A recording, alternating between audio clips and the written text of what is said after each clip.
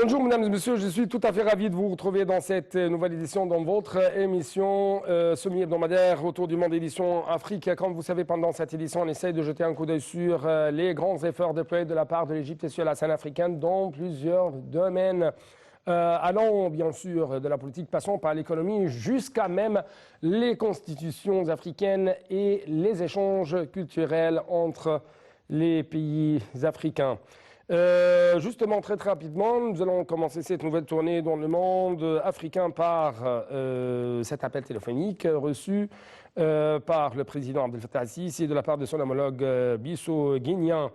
En fait, le porte-parole de la présidence de la République égyptienne a déclaré qu'au cours de cet appel, le président de la Guinée-Bissau, M. Omaro Sissoko Embalo, a affirmé son souci à renforcer les relations bilatérales entre les deux pays frères dans tous les domaines, ainsi que l'appréciation de la Guinée-Bissau à l'Égypte et son rôle pionnier en Afrique dans le but de réaliser les aspirations des peuples africains au développement et à la prospérité, et ce, à la lumière de ces efforts visant à promouvoir l'action africaine commune. Donc, d'autres explications à côté de ce que je viens de vous annoncer il y a quelques instants seront bien sûr dans ce reportage signé Marwa Arafa et Chérif Boussela.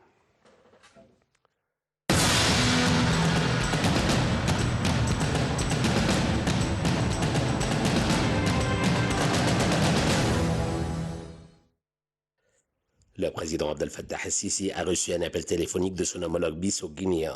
Le porte-parole de la présidence de la République, Bassem Rodi, a déclaré qu'au cours de l'appel, le président de la Guinée-Bissau, M. Omaro Sissoko Embalo, a affirmé son souci à renforcer les relations bilatérales entre les deux pays frères dans tous les domaines, ainsi que l'appréciation de la Guinée-Bissau à l'Égypte de son rôle pionnier en Afrique dans le but de réaliser les aspirations des peuples africains au développement et à la prospérité à la lumière de ses efforts pour promouvoir l'action africaine commune, surtout en ce qui concerne le renforcement du commerce et des divers investissements entre les pays africains, tout en gardant la paix et la sécurité continentale. De son côté, M. le Président Abdel Fattah al-Sisi a bien loué les liens historiques entre les deux pays, tout en signalant le soutien complet de l'Égypte pour la Guinée, l'aidant à réaliser ses rêves de développement. L'appel a de même porté sur les moyens de renforcer les relations bilatérales lors de la coopération des deux parties dans tous les domaines, l'amélioration des taux des échanges commerciaux, l'évolution des cadres et des capacités des frères bissau-guinéens, ce qui mène à restaurer les institutions d'État et à faire face aux défis sécuritaires vécus par la région.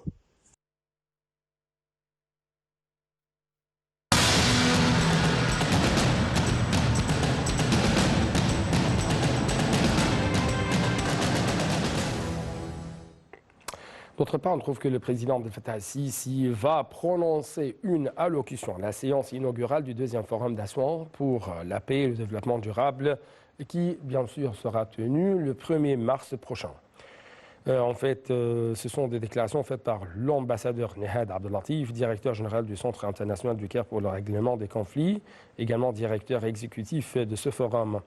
Lors d'une rencontre avec l'ambassadeur Hamdi Loza, vice-ministre des Affaires étrangères chargé des affaires africaines et plusieurs journalistes, l'ambassadeur Nehad Abdellatif a ajouté que la séance inaugurale du forum commencerait par une allocution prononcée par le ministre des Affaires étrangères de l'Égypte, Samah Choukri, et qu'une séance de haut niveau se tiendrait ensuite sous les thèmes renforcement de la paix et du développement durable, au cours de laquelle les leaders africains adresseront des messages à ce forum.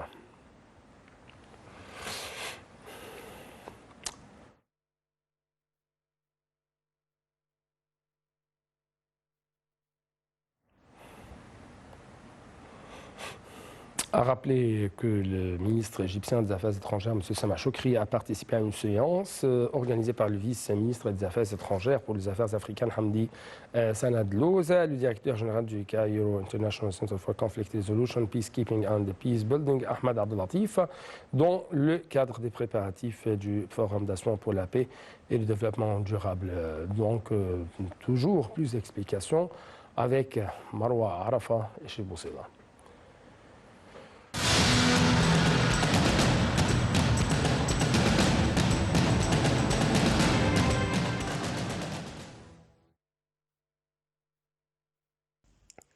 Le ministre des Affaires étrangères, Sameh Choukri, a participé à une séance organisée par le vice-ministre des Affaires étrangères pour les affaires africaines, Hamdi Sanad Louza, et le directeur général du Cairo International Center for Conflict Resolution, Peacekeeping and Peacebuilding, Ahmed Abdellatif, dans le cadre des préparatifs du forum d'Assouan pour la paix et le développement durable.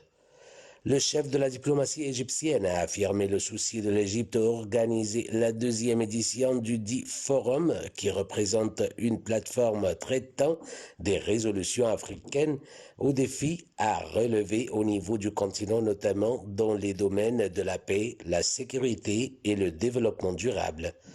La tenue du forum à cette période cruciale revêt une importance alors que le continent projette de lutter contre les retombées de la pandémie du coronavirus et ses défis socio-économiques, a dit M. Choukri, a rapporté le porte-parole du ministère des Affaires étrangères, Ahmed Hafez.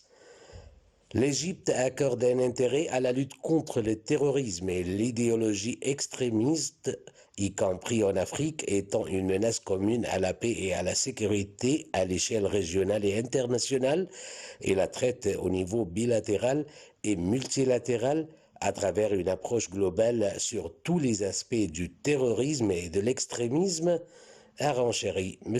Choukri.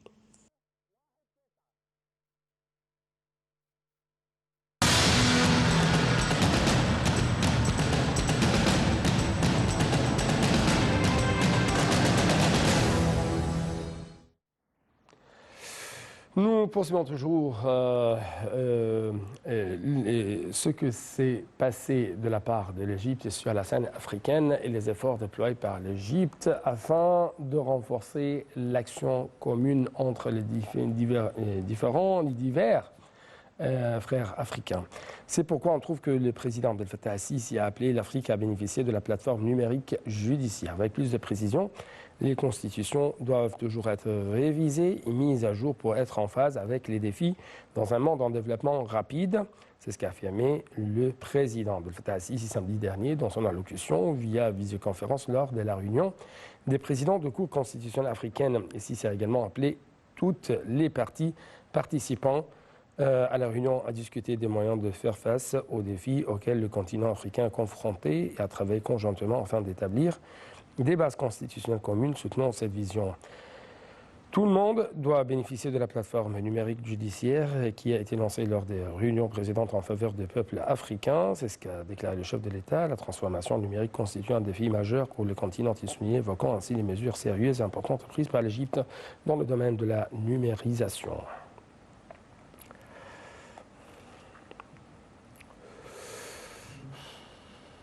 Donc on va essayer de jeter plus de lumière sur ce sujet dans la deuxième partie de cette édition, mais très rapidement, je dois vous laisser avec ce reportage qui va vous présenter l'Égypte qui a célébré lundi 22 février l'unique phénomène du soleil perpendiculaire au visage de la statue du roi Ramsès II au cours du Grand Temple dans la ville d'Abou Simbel, environ 1300 km au sud du Caire, la capitale égyptienne.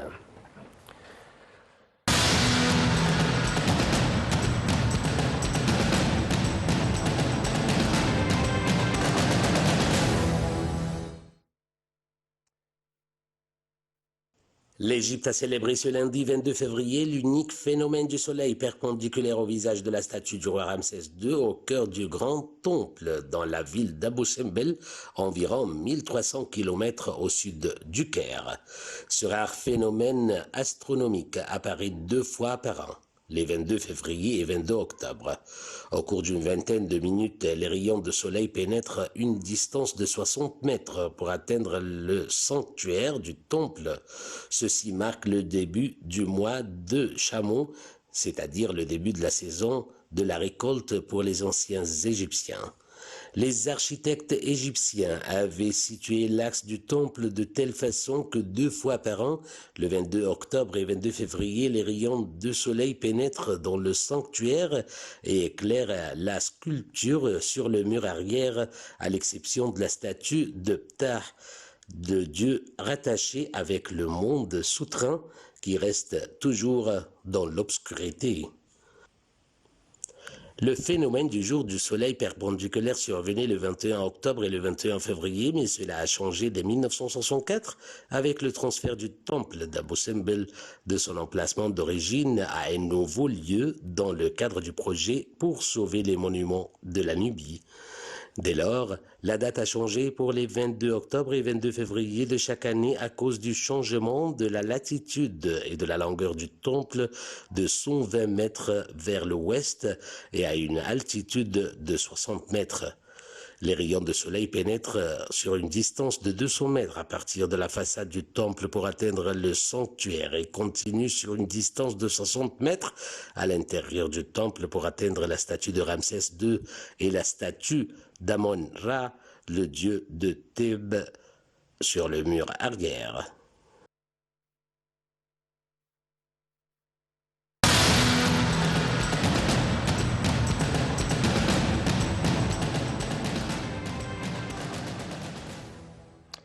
Donc, pour avoir plus d'analyse en ce qui concerne les efforts égyptiens sur la scène africaine afin de renforcer un peu plus l'action africaine commune, même renforcer ou soutenir les relations bilatérales entre l'Égypte et les autres pays africains, nous avons actuellement en ligne de notre international Monsieur Lasra Chehata, analyste politique. Monsieur Lasra Chehata, bonjour. Bonjour et merci pour votre invitation. Merci beaucoup pour nous rejoindre à travers la ligne de NATV International. Ma première question porte sur comment vous estimez les efforts de l'Égypte pour promouvoir l'action africaine commune afin de réaliser les aspirations du peuple africain dans le développement et comment même vous observez la manière avec laquelle l'Égypte essaie de traiter le renforcement du commerce et des divers investissements entre les pays africains tout en gardant la paix et la sécurité continentale. Je pose cette question à la lumière de cet appel téléphonique qui a eu lieu entre le président Abdel Fattah al-Sisi et son homologue bissau-guinéen. Oui, franchement, notre président Abdel Fattah al-Sisi nous surprend à chaque fois avec sa politique. Et là, on parle de la politique africaine de l'Égypte, qui est vraiment une nécessité vitale. Le fruit de cette politique, par exemple, aujourd'hui, le président de Guinée-Bissau appelle le président égyptien et il sait que la valeur de l'Égypte dans le continent africain est importante. Et c'est une très très bonne politique parce que l'Afrique, c'est notre grande patrie et on doit participer à son développement avec les pays africains. Parce que c'est l'avenir. L'avenir, c'est l'Afrique. Tout le monde le dit, le monde entier dit ça. Donc, on doit aller dans une politique africaine. On doit s'intéresser à tous les pays africains. Et le développement, elle doit être vers le sud aussi, et pas seulement vers l'Europe. Et ça, ce qui fait le président égyptien. Et franchement, nous sommes surpris, nous sommes ravis à chaque fois par le succès de cette politique de notre président. Donc, il y a beaucoup de projets à faire avec l'Afrique. Il y a l'énergie durable qu'il faut l'exploiter à fond. Il y a des projets d'électricité, d'énergie. Et l'Afrique, elle a besoin de nous et l'Égypte, elle a besoin de l'Afrique. Donc, c'est un bon sens, tout simplement. Oui. Justement, j'aimerais bien savoir comment les Français, par exemple, ou les autres grandes puissances occidentales ou même chinoises, qui ont des influences sur les zones africaines. Comment elles voient ou observent les efforts égyptiens sur tous les niveaux, comme par exemple l'amélioration des taux des échanges commerciaux, les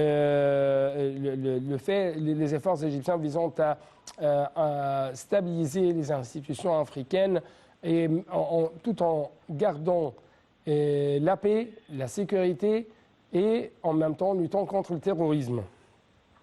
Oui, d'abord au niveau économique, c'est vrai que l'Europe et surtout la France ont des intérêts en Afrique, ont leur influence, la Chine aussi maintenant. Et quand ça se passe dans une ambiance que quand il y a un gâteau, tout le monde le partage et que ça doit être pour l'intérêt de tous. L'Égypte, par exemple, si je donne un exemple avec l'industrie des gaz, l'Égypte, elle gère ça maintenant pour la région elle travaille pour fluidifier le gaz, par exemple, pour le revendre en Europe. Et ça, c'est l'intérêt de tout le monde. Donc, quand cette politique n'est pas agressive contre les autres et que chacun trouve sa part, c'est raisonnable et je pense que l'Occident et la Chine le prendront du bon côté. Et en même temps, quand il s'agit de l'Égypte, un pays qui a comme objectif aussi de faire face au terrorisme, parce que le terrorisme n'est pas seulement en Égypte, il est partout en Afrique et il est partout dans le monde. Et le rôle de l'Égypte est très important. Donc je pense que tout ça, ça fait que l'Égypte a construit des bonnes relations avec les puissances occidentales et la puissance chinoise également. Ouais. Donc ça va de soi, tout ça, ça va ensemble. Oui. D'où provient, bien sûr, l'importance de la tenue du forum d'Assouan pour la paix et le développement durable. Bien sûr, le continent africain se trouve face à des crises dans les différents domaines, bien sûr, allant du terrorisme, de la pauvreté, et jusqu'à les effets négatifs du coronavirus. Donc, comment vous trouvez encore une fois, ou comment vous évaluez les efforts de l'Égypte qui est tout à fait soucieuse à la tenue de ce forum dans ce temps où se trouvent les Africains dans une situation tout à fait difficile? Oui, bien sûr. La ville d'Assouan, c'est une ville symbolique. C'est la ville qui est à côté du haut barrage égyptien, qui a développé beaucoup l'industrie en Égypte. Et en même temps, tout ça, ça a été fait d'une façon qui ne porte pas atteinte aux intérêts des autres. Donc, choisir la ville d'Assouan pour ce forum de paix, tout le monde cherche la paix aujourd'hui dans le monde. Tout le monde essaye d'éviter les guerres. Et l'Égypte, elle peut vraiment être un exemple dans cette politique. Et le rôle de faire ce forum de paix, parce que l'Afrique aussi, elle a été digérée par plein de guerres, par le terrorisme. Et je pense que choisir la ville d'Assouan, c'était un bon choix.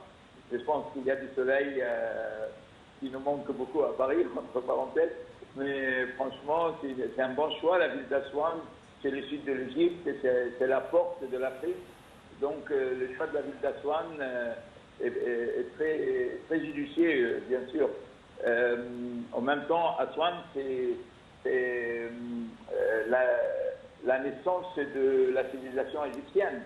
Donc il y a de l'histoire, il y a de la géographie, et donc c'est un bon choix pour moi, la ville d'Assouan. Franchement, c'est un très bon choix de faire un forum là-bas. C'est une ville de paix qui va recevoir un forum de paix. Oui. Et autre chose, M. Abdel Fattah al-Sisi, notre président, a appelé l'Afrique tout entière à bénéficier de la plateforme numérique judiciaire. Ici, il y a deux choses. Premièrement, il y a ce défi de la transformation numérique devant les Africains. Deuxièmement, il y a toujours des appels de la part de l'Égypte afin plutôt d'établir des bases constitutionnelles communes soutenant la vision de l'Égypte pour faire face à différents risques différents défis comme le terrorisme, le manque des échanges commerciaux et ainsi de suite. Comme vous savez, par exemple, chaque zone ou chaque pays africain a des références constitutionnelles différentes des autres pays africains parce que ces constitutions, plus ou moins, sont dépendantes de la force coloniale qui a occupé de telles parties. Donc, comment vous estimez de tels appels? Oui, là, on parle de deux aspects très, très importants. D'abord, la justice, harmoniser la justice et les règles et les lois africaines, c'est vraiment un pas en avance dans plusieurs domaines, dans plein de domaines. Maintenant, le numérique, je ne vois pas un monde aujourd'hui sans le numérique. On a vu le numérique pendant l'isolement de Covid qui a servi pour les écoles, qui a servi pour les conférences, qui a servi d'ailleurs le président Fattah al-Sisi, il va intervenir numériquement, si j'ose parler comme ça, puisqu'il va faire un zoom où il va parler aux autres. Donc, on doit exploiter le numérique à fond parce que comme ça, on ne sera pas à la traîne par rapport aux autres pays du monde. Et l'Afrique, elle a besoin du numérique, elle a besoin pour l'éducation, pour la science, pour les médecines. Ouais. Quand on a aujourd'hui des médecins qui consultent à distance, pareil par Internet, je pense que sans le numérique, on ne peut plus vivre aujourd'hui. C'est l'économie. Ouais. Alors, si intégrer la justice aussi, Oui. et faire en sorte d'harmoniser les règles de tous les pays africains à travers Oui. le numérique, ça veut dire que c'est vraiment, on va des pas géants vers l'avant. Oui, donc vraiment, nous pouvons non seulement résoudre les problèmes qu'on a en ce qui concerne les différentes constitutions africaines, mais aussi nous pouvons exploiter ce problème en le transformant en une opportunité pour tout le monde dans le domaine de l'économie. Je dois vous remercier infiniment parce que je n'ai plus de temps pour continuer, pour poursuivre notre discussion. Donc, merci encore une fois pour votre intervention téléphonique. Merci. Donc, c'était tout pour cette édition, chers téléspectateurs. Je dois actuellement laisser ou céder ma place à ma collègue pour présenter le bref.